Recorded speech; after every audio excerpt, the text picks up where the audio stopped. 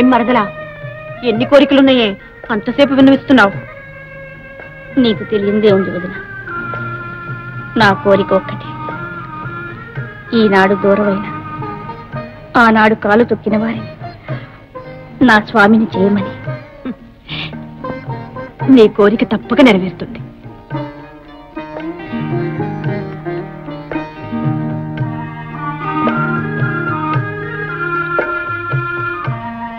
ఏ బాబు, ఇంట్లో అంతా బాగున్నారా? అంతా విన్నావా బాబు? అమ్మాయి మనసు గ్రహించావా? ఊహించే ఇంత దూరం వచ్చా. నీకోసం ఇక్కడ ఒక మనిషి మగ్గిపోతుందని మర్చిపోకు బాబు. పిచ్చి పిల్ల, పెదవిప్పి చెప్పకపోయినా దీని హృదయం నాకు తెలుసు. బాబు, నువ్వే దేవుడువని నిన్నే నమ్ముకునుంది.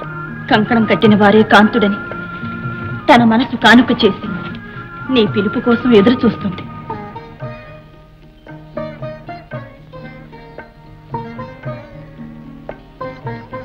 ఎంత అమాయకురాలి, నువ్వైనా ఆదరించకపోతే ఈమె బ్రతికి ఏం కావాలి బాబు?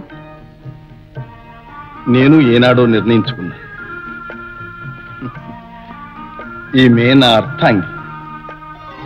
ఈ మమతానుబంధం ఎవ్వరూ విడదీయలేరు.